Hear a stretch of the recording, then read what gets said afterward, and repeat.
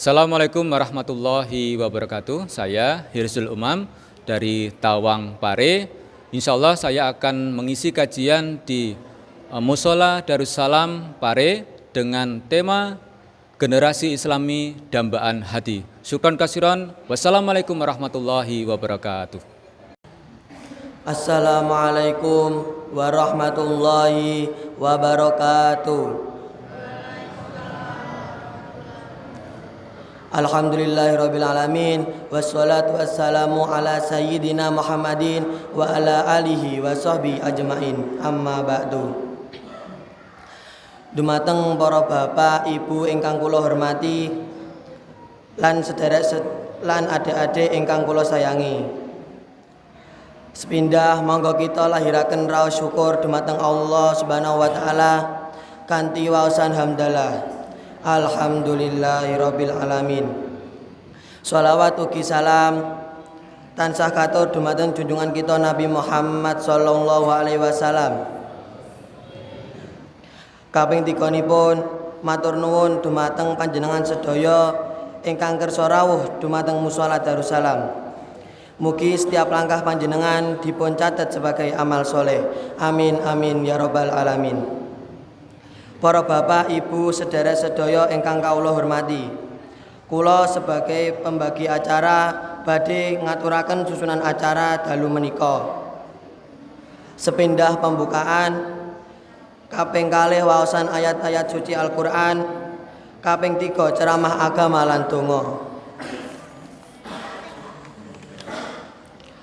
Dumateng para bapak lan para ibu ingkang kawula hormati, acara sepindah pembukaan monggo kita bikak kanthi waosan Al-Fatihah.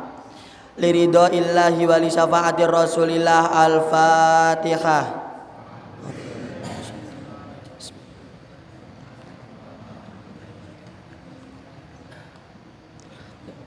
Amin. Matur suwun.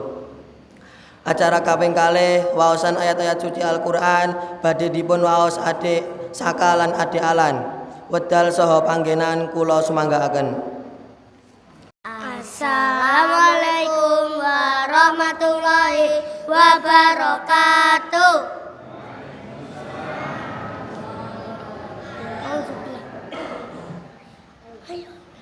A'udzu billahi minasy syaithanir rajim.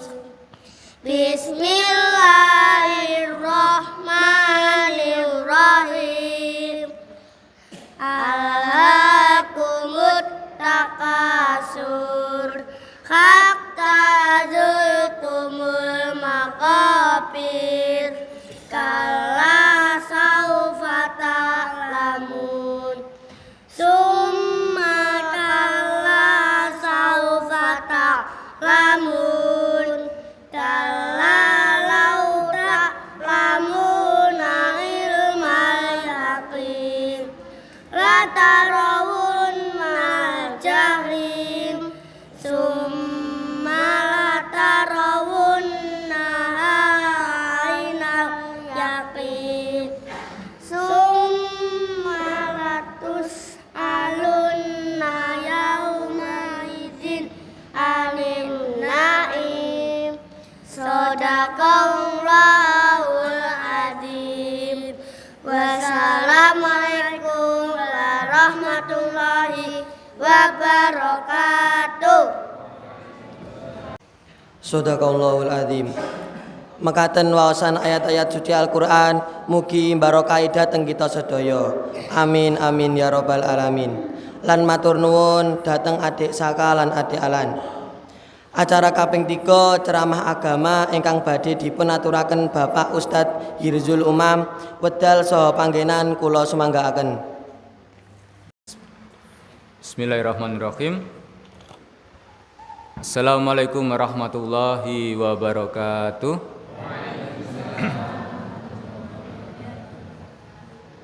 Innal hamdalillah nahmaduhu wa nasta'inuhu wa nastaghfiruh wa na'udzu billahi min syururi anfusina wa min sayyiati a'malina may yahdihillahu fala mudhillalah wa may yudlil fala hadiyalah.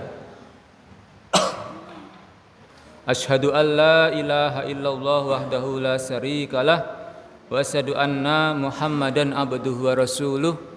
Allahumma sholli wa sallim wa barik ala Muhammad wa ala alihi wa sahbihi ajmain. Wa ba'd. Sebelum saya buka kajian ini, saya minta maaf sebelumnya karena yang pertama saya termasuk terlambat. Ya, jadi harusnya kalau kajian maghrib, setelah maghrib itu kan harusnya saya sholatnya maghrib di sini gitu. Tapi hari ini tadi saya maghribnya di rumah seperti itu. Tadi kemarin atau hari ini ya, WA Mas Eri, Mas nanti saya hadirnya mepet, saya bilang gitu. Ya mepet banget ini. Karena apa? Maaf, ya terus terang aja. Karena ketika di bulan Syawal itu ada sebuah sunnah atau perintah kita untuk melaksanakan puasa di bulan Syawal gitu ya, 6 hari. Lah ini saya lagi menyelesaikan itu. Jadi tadi ini saya masih puasa. Saya mikir kalau saya maghrib di sana nanti malah ngerepotaken gitu ya. Artinya saya harus sholat di rumah aja, ya, sholat di sebelah rumah gitu. Saya harus berbuka, intinya seperti itu. Jadi mepet tadi ya, pokoknya cepet-cepet. Kok ini amprih gak jam 6 ya apa gitu ya. Nggih, minta maaf. Bismillahirrahmanirrahim. Puji syukur kepada Allah Subhanahu wa taala, pada hari ini kita bisa bersama di Mushola Darussalam Tegalsari nggih, Tungrejo. Alhamdulillah saya dipertemukan dengan jenengan saudara se-Islam yang mungkin ada yang pernah melihat saya ataupun saat ini ada yang belum kenal dengan saya. Ini adalah sebuah karunia dan takdir Allah untuk kita semuanya untuk diperkenalkan. Hari ini saya dihadirkan di sini. Ini semuanya karunia dan takdir Allah Subhanahu wa taala yang perlu kita syukuri bersama. Semoga apa-apa yang kita lakukan, apa-apa yang kita niatkan saat ini diridhoi Allah Subhanahu wa taala. Amin. Shalawat dan salam marilah kita sampaikan kepada Nabi Agung, suri tauladan kita semuanya, Nabi Muhammad sallallahu alaihi wasallam, di mana kita ketahui bahwasanya Nabi Muhammad itu adalah utusan Nabi terbaik yang diutus oleh Allah Subhanahu wa taala, yang telah menyempurnakan dari para nabi-nabi yang telah diutus oleh Allah Subhanahu wa taala. Yang kita ketahui bahwasanya nabi itu ada 25. Insyaallah adik-adik semuanya kan udah tahu ya. Nabi yang perlu kita fahami, kita kenal itu nabi sebanyak berapa? 25. Dan Nabi Muhammad adalah nabi yang terakhir yang menyempurnakan semua ajaran-ajaran Allah Subhanahu wa taala. Semoga kita bisa mempertahankan ad-din al-Islam ya, agama Islam kita ini sampai di akhir zaman, dan semoga kita nantinya bersama-sama masuk ke dalam surganya Allah Subhanahu wa taala. Amin. Ikhwah fiddin rahimakumullah, Bapak Ibu, maaf kula rodok mboten saged basa Jawa halus. Sagete kasar. Kula nyuwun izin pakai bahasa Indonesia gitu nggih. Mengke lek kula pakai bahasa Jawa halus malah mengke salah tafsir, salah paham gitu ya. Nggih. Baik, kemarin saya lupa tepatnya tanggal berapa, hari apa, saya di WA oleh Mas Eri. Saya panggil Mas Eri aja karena masih muda. Kalau saya celuk Pak ya gak penak, biasanya celuk Mas ya. Jadi saya di WA sama Mas Eri untuk memberikan kajian di sini. Saya bilang insya Allah bisa. Dan Selasa itu sebenarnya biasanya saya di Sekoto gitu ya. Saya di Sekoto tidak ngaji. tapi mengantar abah saya untuk memberikan kajian juga. Lah ini ternyata kemarin saya tanya ke abah saya, "Bah, udah mulai ngaji dereng dinten Selasa?" "Oh, durung le." Akhirnya saya mengiyakan Mas Eri untuk memberikan kajian di sini. Artinya jangan diartikan saya adalah seorang ustadz gitu ya. Saya bukan ustadz. Ya kebetulan oleh Allah Subhanahu wa taala diberi kemampuan untuk bisa ngomong gitu aja. Ngomong yang benar. Walaupun saya mungkin belum benar. Karena saya kira semua manusia itu harus selalu berproses dari sejak kecil sampai dewasa. Sampai meninggal dunia kita harus berproses. Kadang apa? Karena kalau kita nggak berproses sampai masuk ke dalam liang lahat, kadang kita lupa dengan kewajiban kita. Kadang kita lupa dengan sunnah-sunnah Rasulullah SAW. Maka itu kita harus berproses mempertahankan agar semua kewajiban dan sunnah-sunnah Rasulullah bisa kita lakukan dengan istiqomah. Lalu kemudian saya menyampaikan ke Mas Eri, Mas Eri, WA saya masalah parenting. Akhirnya saya menawarkan sebuah tema atau judul, saya sebutkan generasi Islami dambaan hati gitu ya. Nah ini jadi hari ini saya mau ngomongin masalah generasi Islami dambaan hati. Ya. Kayaknya flyernya udah ada ya. Kemarin ditunjukkan sama Mas Eri. Kalau kita bicara generasi Islami gitu ya, generasi, ya, insya Allah semuanya udah tahu ya apa arti generasi di dalam kalau bahasa Inggris itu gen itu artinya itu keturunan gitu ya. Kalau generasi kan keturunan, di bahasa Indonesia kan menjadi generasi Islami yang beragama Islam, dambaan hati. Maksud saya yaitu orang tua.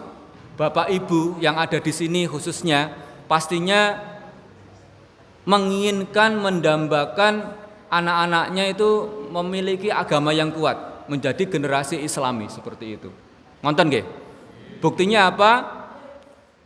Jenengan khususnya ibu-ibu ataupun bapak-bapak, ibu-ibu merasakan pernah hamil, kemudian melahirkan, lalu kemudian sobat-sobatnya, teman-temannya, saudara-saudaranya mengatakan semoga menjadi anak yang soleh dan solihah. Kemudian jenengan bilang amin. Amin di sini artinya apa?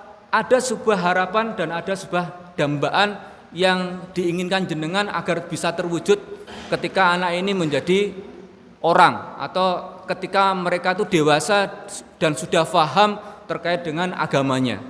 Seperti itu. Ini buktinya bahwasanya jenengan itu mendambakan generasi-generasi atau keturunan-keturunan yang Islami seperti itu. Nah ini tadi salah satu bukti yang saya sampaikan. Dan ketika jenengan melihat yogane jenengan itu ternyata benar-benar Islamnya, pasti seneng. Dan jenengan ketika mendambakan anak-anaknya menjadi generasi yang Islami, mungkin jenengan tidak pernah menyampaikan dengan lisan jenengan, mungkin dalam hati jenengan. Mungkin ada yang dalam hati dirasakne dewe karena takut sombong, atau mungkin ada di antara kita semuanya yang ada di sini maupun di luar sana yang mengucapkan kepada orang lain, aku pengen dua anak yang seperti ini, seperti ini, seperti ini. Ini pasti. Tadi saya juga mengucapkan Masya Allah, Subhanallah, yang membuka kegiatan hari ini, kajian hari ini, pembawa acaranya juga masih tergolong masih muda, anak-anak ataupun SMP. Apa Mas? SMP ya? Ya. Berarti nggak salah saya. SMP kelas pinten? Kelas kali, alhamdulillah. Nah ini sudah ada sebuah regenerasi, ya generasi ya, regenerasi. Kemudian yang membaca Al-Quran juga, walaupun yang dibaca surat juz 30 ya, tapi ini sudah menjadi sebuah sinaran yang begitu istimewa untuk kita semuanya. Jenengan-jenengan nantinya sudah ada yang menggantikan. Karena apa? Manusia itu nantinya semuanya meninggalkan dunia. Siapa yang akan mewarisi, siapa yang akan menggantikan, pasti adik-adik ini yang ada di depan saya ini, seperti itu, maupun ada yang di luar. Ini alhamdulillah seperti itu. Ya, Nabi Adam yang diciptakan oleh Allah yang pertama kali sudah meninggal dunia. Nabi Muhammad, Nabi yang terakhir sudah meninggal dunia. Kemudian digantikan Khalifah Rasyidin. Kemudian kita pernah di Indonesia mengenal Wali Songo dan sebagainya, sudah meninggal dunia. Yang menggantikan kita, dan kita nanti juga digantikan oleh beberapa manusia-manusia generasi-generasi Islam. Ikhwafidin rahimakumullah. Di dalam sebuah hadis disampaikan oleh Rasulullah SAW bahwasanya kullu mauludin yuladu alal fitrah. Maknanya apa? Setiap anak Adam, kullu mauludin, ya, setiap anak Adam yang dilahirkan yuladu alal fitrah, dilahirkan dalam keadaan fitrah suci, orang duwe dosa, orang ngerti apa-apa. Kemudian dilanjutkan oleh Rasulullah, fa bawahu, maka ayahnya, maka orang tuanya itu yang menjadikan mereka yuhawidani, yang menjadikan mereka itu beragama Yahudi, yang menjadikan mereka au yunasironi, yang menjadikan mereka beragama Nasrani. Lalu apalagi wa yumajinasi, yaitu yang menjadikan mereka beragama Majusi. Loh, enggak ada yang beragama Islam di sini ya. Ini hanya sebuah perkataan. Artinya apa? Bahwasanya secara fitrah orang yang dilahirkan, orang yang diciptakan oleh Allah sudah Islam.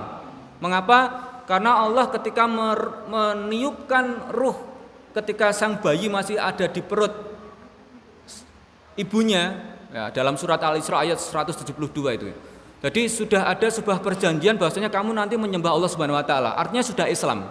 Tapi yang menjadikan mereka Yahudi, yang menjadikan mereka itu Nasrani, yang menjadikan mereka Majusi itu adalah ayahnya yang merubah dari perjanjian sang bayi dengan Allah Subhanahu wa taala.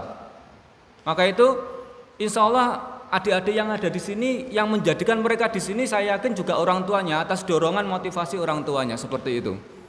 Enggak mungkin mereka disuruh, ada yang terpaksa enggak? Sampean terpaksa enggak ke sini? Disuruh-suruh, budalo ning musola gitu ya. Enggak ya? Ya, alhamdulillah. Jadi insya Allah ini ada yang motivasi. Atau mungkin diajak temannya dan lain sebagainya. Nah ini jadi kita ketika bayi itu dilahirkan dalam keadaan suci, bersih, tidak memiliki dosa sekecil apapun, ini yang merubah adalah orang tuanya, seperti itu. Yang menjadikan mereka Islam bertambah Islam ya orang tuanya. Yang menjadikan mereka Yahudi dan sebagainya ya orang tuanya. Maka itu Bapak Ibu, adik-adik semuanya, mari kita pertahankan keislaman kita dari ketika kita dilahirkan itu. Sebenarnya semua yang saat ini ada orang yang beragama Kristen, Yahudi, saya meyakini karena ada di dalam surat Al-Isra itu ada perjanjian antara Allah dengan jabang bayi itu yang masih ada di dalam kandungan. Bahwasanya nantinya kamu kalau lahir itu akan harus menyembah Allah. Berarti dia sudah Islam. Tapi cuman karena mungkin orang tuanya tidak Islam, akhirnya ikut beragama Kristen karena orang tuanya Kristen dan lain sebagainya. Dan salahnya apa? Kalau ada orang murtad itu loh. Kemarin saya kan terus terang suka buka YouTube juga sih. Karena kalau nggak buka YouTube, kadang saya juga nggak dapat informasi. Tapi saya mencoba mencari informasi yang bisa menjadikan diri saya itu juga mempunyai pengetahuan yang lebih dari YouTube itu. Dan di situ saya melihat ada tontonan YouTube. Itu ada seorang wanita, saya lupa namanya. Dia dulunya bercadar, dia pakai jilbab, tapi akhirnya masuk Kristen, Islam. Sampai umur sekitar 20 sekian, 27, dia masuk Kristen. Karena apa? Waktu itu dia merasa sakit, dan ketika sakit dia mengatakan dia diberi kesembuhan oleh seseorang yang membisiki dia, katanya Yesus, seperti itu. Akhirnya dia murtad masuk Kristen. Dan dia mengatakan ketika masuk Kristen dia merasakan ketentraman. Selama dia masuk Islam dia tidak merasa ketentraman, tidak merasa tentram seperti apa yang dirasakan saat ini. Kalau saya melihat semacam ini menilai ya salah. Mungkin bisa jadi ketika dia bercadar, bisa jadi ketika dia itu berjilbab, karena ada sebuah paksaan, karena ada sebuah tuntutan yang akhirnya tidak menentramkan hatinya. Dan ketika dia masuk agama Kristen mengatakan dia lebih tentram. Karena apa? Di dalam buhul-buhulnya dia ditiupkan buhul yang kurang benar oleh syaitonir rajim mungkin. Dibisiki bahwasanya kamu masuk Kristen akan tentram dan sebagainya.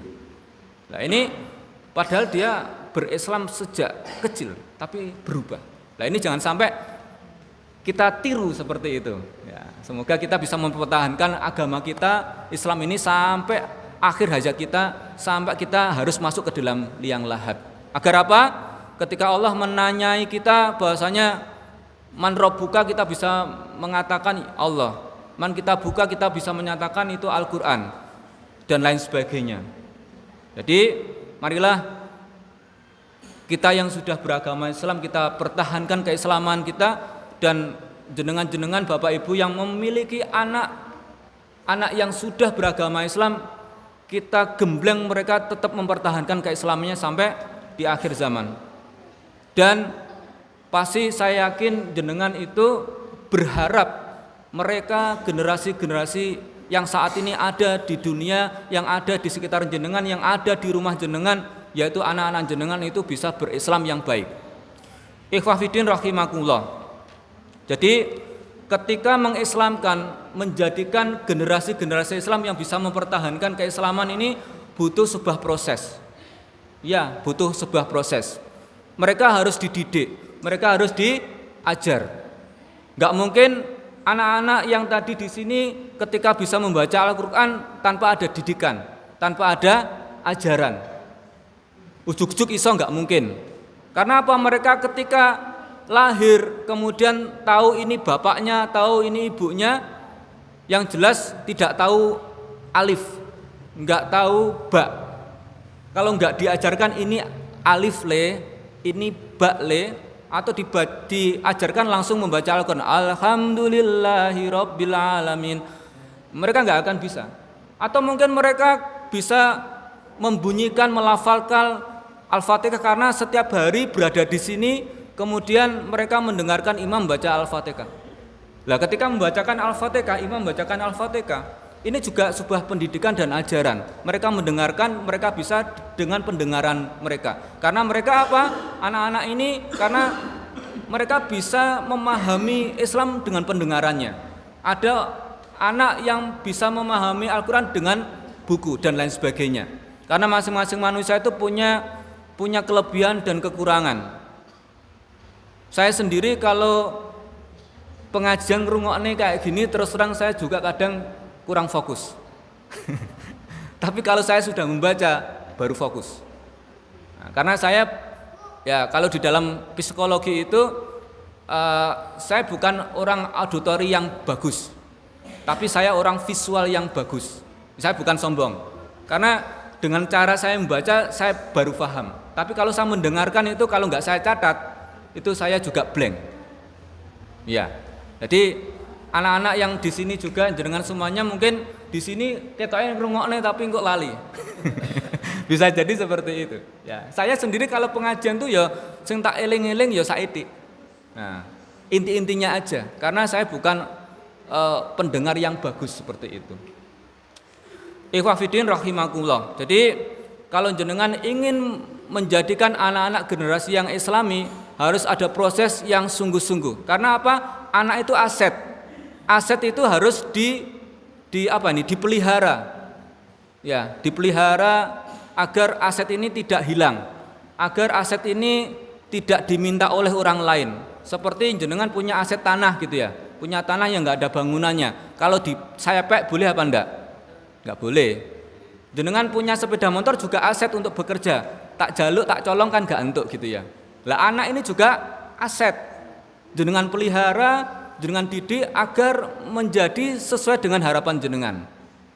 Dan ketika jenengan ingin menjadikan mereka aset yang berharga, yang produktif, yang bernilai jangka panjangnya, jadi amal jariyahnya jenengan. Jenengan, maaf kok jenengan ya. Orang yang sudah meninggal dunia walaupun sudah ditanam bisa jadi pahalanya terus mengalir. Apa namanya? Amal jariyah.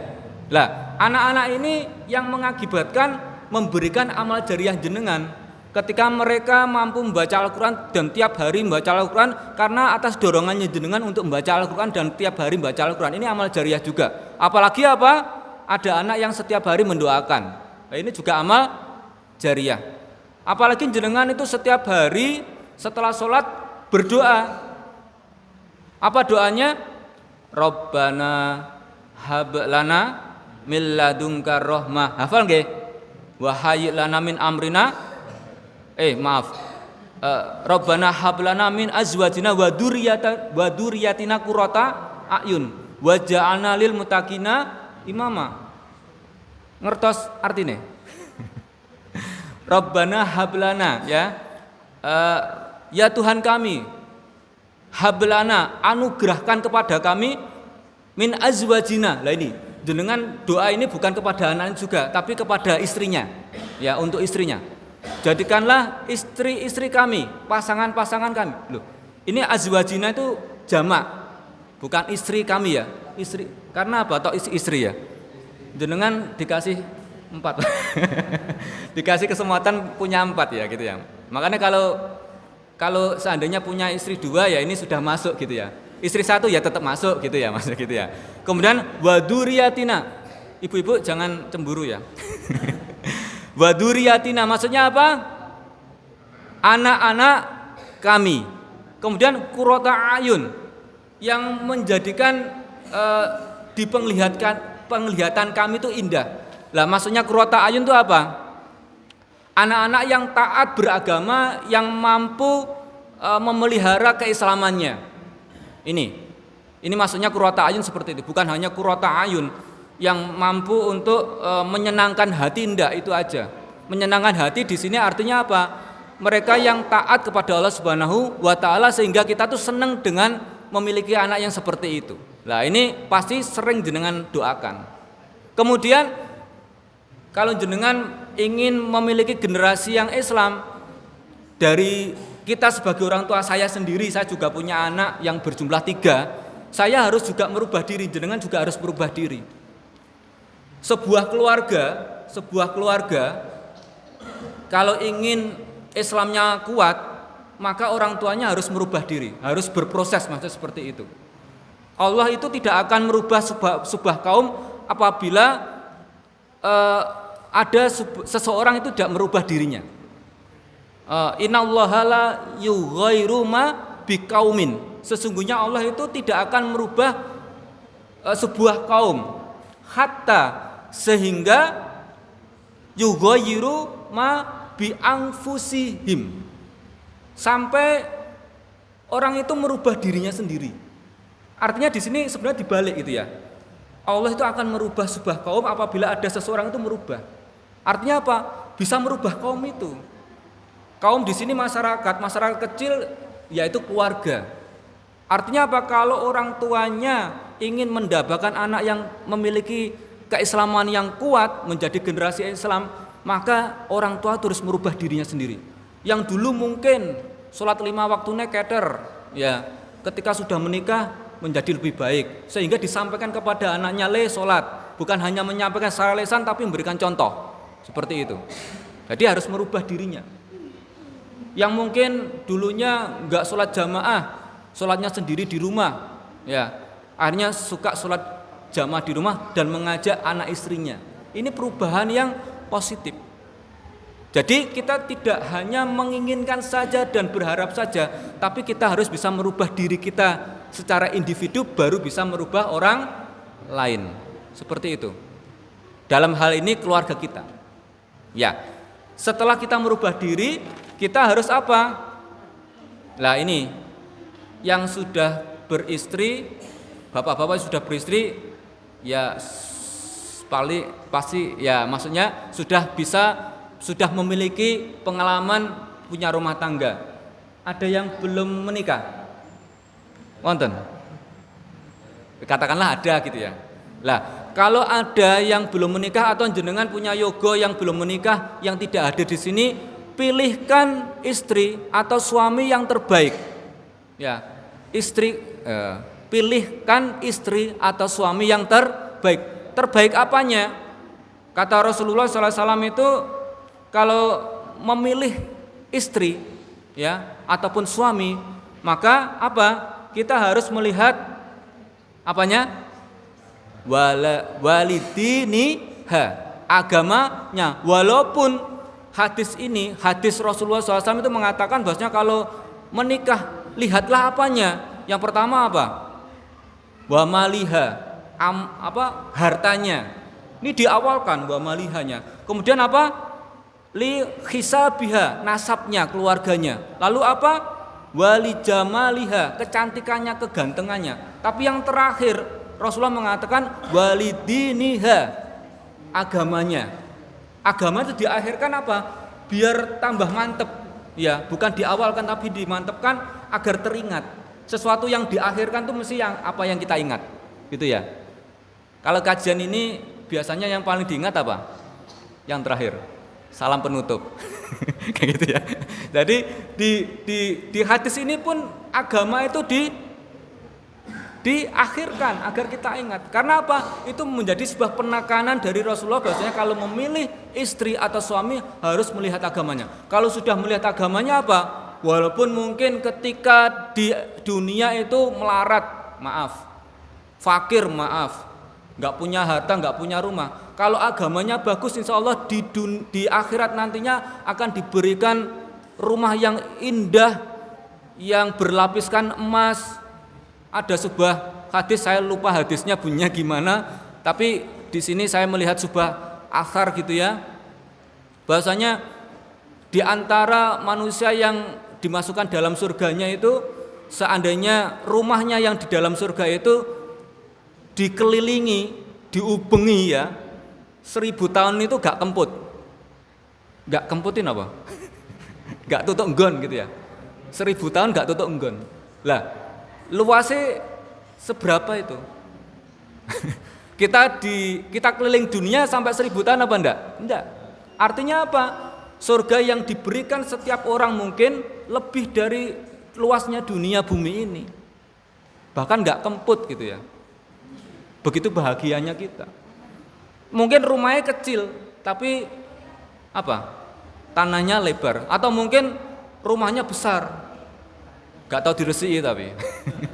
Tapi di surga mungkin ya gak butuh bersih-bersih ya. Wong bapak-bapak ini nanti kalau masuk surga insya Allah selain ketemu sama istrinya yang sama-sama beriman, bertakwa, ketemu ya disandingkan kembali, bapak-bapak dapat bonus apa? Nah Pak, bidadari, njaluk pijet dipijeti, njaluk tulang tulang kan gitu ya. Dan ibu-ibu gimana? Apa cemburu? Enggak. Kalau di surga enggak ada rasa cemburu. Karena apa? Wis enak, ya, enggak wis enak. Sing ibu-ibu juga diberikan pembantu yang laki-laki, yang berjenis kelamin laki-laki, yang bapak-bapak juga sama. Bidadari dan bidadara gitu ya. Jirene ning wayang ngono kuwi. Jadi begitu bahagianya ketika kita di surga. Jadi pilihlah pasangan hidup yang beragama yang baik. Ketika istri atau suami kita itu memiliki agama yang baik, insya Allah keturunannya juga sama, bahkan bisa melebihi orang tuanya. Karena apa? Ditanamkan keislaman yang lebih baik dan sempurna. Kemudian apa? Setelah menikah, ya bahasanya gini, pelan-pelan. Setelah menikah itu apa itu? Kalau apa Mas Heri? Bahasa kerennya itu bulan madu ya. Bulan madu ya. Lah bulan madu itu kan cari enaknya gitu ya. Setelah cari enaknya dapat anaknya gitu ya. Maaf, ini bukan kasar, tapi ini alamiah ya. Jadi ketika seseorang itu menikah, Allah memberikan karunia kepada ibu atau istri itu kehamilan yang nantinya mereka menjadi jabang bayi seperti itu. Lah ini, ketika jabang bayi di dalam rahimnya ibu itu jangan dibiarkan. Bapaknya ojo kerja tok golekne duit. Enggak.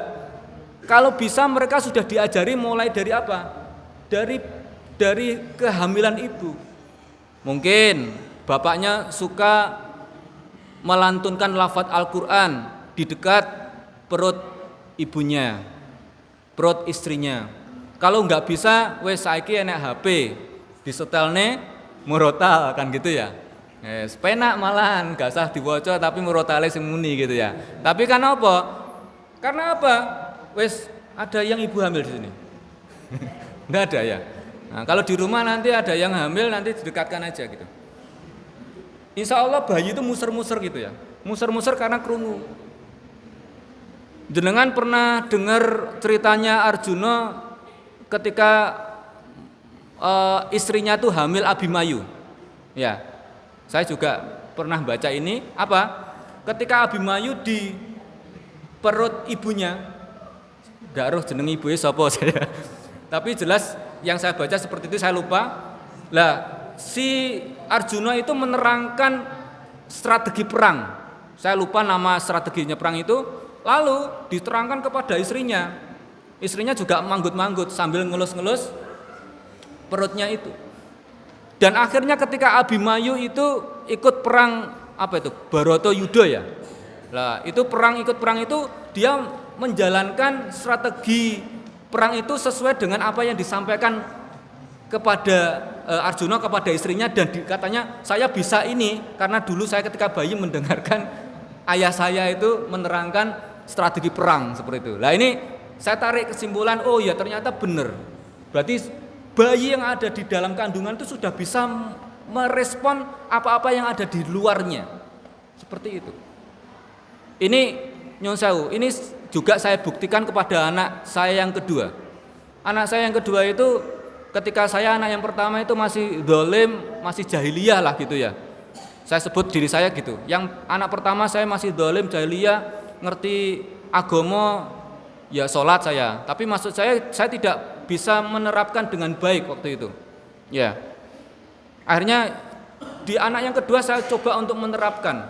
Ternyata apa yang terjadi? Saya terapkan, saya bacakan Al-Qur'an, saya dengarkan murotal. Yang terjadi apa? Kekuatan memori Al-Qur'an anak saya yang nomor 1 sama nomor 2 itu beda. Yang nomor 1 itu saat ini masih memiliki 5 juz hafalannya. Tapi yang kedua, Masya Allah, sudah hafal 12 juz. Jarak umurnya 1,5 tahun, 2 tahun. Tapi kemampuan menghafalnya itu bagus. Ya, anak itu membawa kepribadiannya masing-masing. Ini maaf saya bukan sombong, tapi mencontohkan sesuai apa yang saya lihat terhadap anak saya. Dan anak yang ketiga ini saya coba juga ketika istri saya hamil.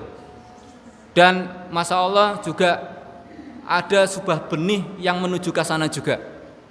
Artinya bayi yang ada di rahim ibu itu responnya juga bagus. Nah ini kehamilan. Lalu setelah anak ini dilahirkan oleh ibunya, umur 0 tahun sampai umur 2 tahun kan disusukan kepada ibunya. Nah ini juga harus kita pertontonkan, kita hadirkan keimanan dari orang tuanya juga. Jangan dibiarkan. Anak itu lebih dekat kepada siapa? Ibu daripada ayahnya, pasti itu. Semuanya mengakui, saya juga mengakui. Sing diambu-ambune sing penguk, kecut itu ya ibu dhisik gitu ya. Daripada bapake. Yang lebih dikenal pasti ibunya. Lek wadul dhisik mesti ning ibuke gitu ya. Curhat anak saya yang nomor 1, nomor 2, kalau curhat tuh pertama kali mesti ke ibunya, ke uminya. Tapi yang saya diduakan. Baru kalau istri saya bilang, coba ngomong ke Abi, baru ngomong ke saya. Karena anak saya ya mungkin lebih nyaman dengan istri saya. Dan caranya juga beda. Istri saya ketika menasihati, saya juga menasihati juga beda. Seperti itu. Nah ini ketika anak lahir ini juga harus diberi sebuah perhatian dan sebuah keilmuan yang sifatnya garisnya Islami. Kita berikan contoh, kita sering membaca Al-Quran di rumah. Agar apa? Mereka yang didengar pertama kali juga Al-Quran dan lain sebagainya. Karena apa? kita tahu bahasanya anak itu adalah orang yang apa ya, bisa merespon dan mencontoh apa yang pertama kali dilihat, seperti itu. Kita tahu bahasanya di dalam surat Al-Luqman ayat 31, Luqman berkata, ya bunaya la tusyrik billah, ya, inna syirka ladumul azim. Hei anakku, kata Luqman di dalam surat Al-Luqman ayat 31, jangan menyekutukan Allah. Bahwasanya menyekutukan Allah itu adalah kezaliman, kerusakan yang sangat besar. Nah, ini artinya apa? Luqman ini mengajarkan kepada kita bahwasanya anak itu harus diajar. Apalagi tentang apa? Ketauhidan, beriman kepada Allah Subhanahu wa taala. Lah caranya kita mendekatkan anak kita kepada Allah Subhanahu wa taala ya diantaranya kita harus apa? Memberikan contoh yang terbaik dulu, merubah diri kita dulu. Kemudian kita beri cerita ini, ya. Dengan beri cerita tentang kisah-kisah orang soleh, kisah-kisah Nabi Muhammad, kisah-kisah Nabi Musa, kisah-kisah Nabi Ibrahim, atau sahabat-sahabat Rasul dan lain sebagainya, atau orang-orang soleh yang lainnya. Agar apa? Mereka tertanam keimanannya. Kemudian setelah di rumah itu kita tanamkan keimanannya, kita juga menanamkan yang namanya akhlak, atau sopan santun, atau karakternya. Ya ini penting. Maaf, di sini Bapak Ibu yang menerapkan anaknya kalau masuk rumah harus salam sinten? Ini saya tidak menggurui, saya tanya aja. Ada enggak? Enggak ada. Adalah, jangan enggak ada. Ada. Mungkin Mas Eri atau yang lainnya gitu ya. Ini sesuatu hal yang luar biasa. Karena apa? Kata Rasulullah, jika kita itu masuk rumah diawali dengan salam, maka setan itu enggak akan masuk. Ini akhlak. Ya. Setan itu enggak akan ikut masuk. Akhlak. Ini ya. Di antaranya seperti itu. Kita mengajarkan sholat agar apa? Anak kita disiplin. Ya, sholat yang terbaik itu dilakukan di awal waktu. Ini contoh kedisiplinan yang diajarkan oleh Rasulullah kepada umatnya. Nah ini juga ajaran akhlak. Akhlak itu penting. Ya, akhlak itu penting. Apalagi kita tahu bahwasanya innama buistu li utamima makarimal akhlak. Sesungguhnya Nabi Muhammad diutus oleh Allah itu untuk memperbaiki akhlak. Karena apa? Allah tahu bahwasanya di Bani Quraisy itu akhlaknya bejat. Mengapa bejat? Mereka itu menyembah berhala. Akhirnya apa? Nabi Muhammad diturunin kemudian menyebarkan agama Islam agar apa? Sesembahannya berhala itu dihancurkan. Dihancurkan ketika apa?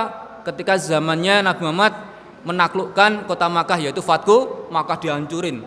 Berhalanya di Mekah itu sejumlah 360 jumlahnya berhalanya itu dihancurin ketika Fathu Makkah agar apa? Orang-orang kafir Quraisy tidak menyembah lagi dan semuanya ternyata masuk Islam. Sampai-sampai Abu Sufyan pemimpinnya kaum Quraisy pada waktu itu juga menyerahkan diri untuk masuk Islam walaupun terpaksa bersama anaknya namanya Muawiyah. Nah, di dalam sejarah itu ada. Jadi ini akhlak itu penting. Nabi Muhammad ketika diutus oleh Allah memperbaiki akhlak. Kemudian kita juga harus mengenalkan ibadah yang terbaik. Minimal ibadah sholat 5 waktu. Kemudian puasa. Kemudian sholat sunnah. Ya, ini saya yakin nyun sewu ada di antara kita yang sholatnya masih bolong. Di antara untuk menutup bolongnya sholat itu ada apa? Dengan menjalankan ibadah sunnah. Mungkin sholat sunnah rawatibnya diperbanyak setelah sholat wajib itu. Ini untuk bisa menutup, insya Allah seperti itu. Jadi sudah isya ya. Sampun isya nih. Sampai jam berapa ini? Tadi tulisannya sampai jam 19 Mas Ari ya. Di akhir ini ya. Oke baik. Jadi ikhwah fiddin rahimahullah, Bapak Ibu yang dirahmati Allah, adik-adikku yang selalu dilindungi oleh Allah Subhanahu wa taala, marilah khususnya untuk bapak-bapak, ibu-ibu, jadikanlah anak-anak ini benar-benar menjadi anak yang disebut sebagai generasi Islam sesuai dengan dambaan jenengan.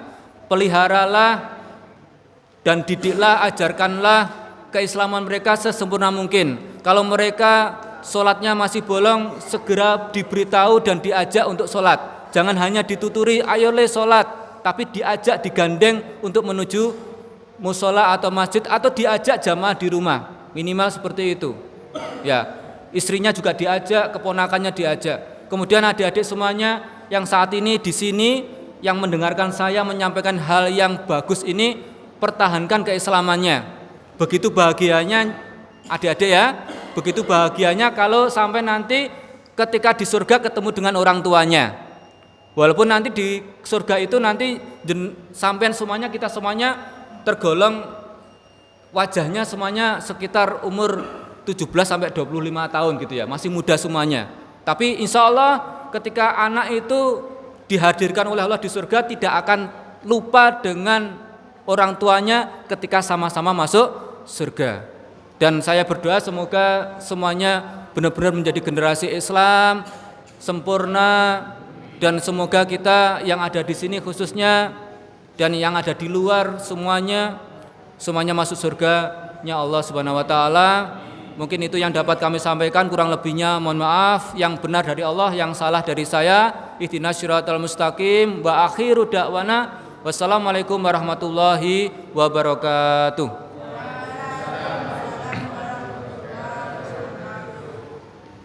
Mekaten ceramah agama saking Bapak Ustadz Hirzul Umam, mugi dados tambahan ilmu kula panjenengan sedaya. Monggo acara kita tutup kanthi waosan hamdalah. Alhamdulillahirabbil alamin. Nyuwun pangapunten menawi wonten kelepatan. Wassalamualaikum warahmatullahi wabarakatuh.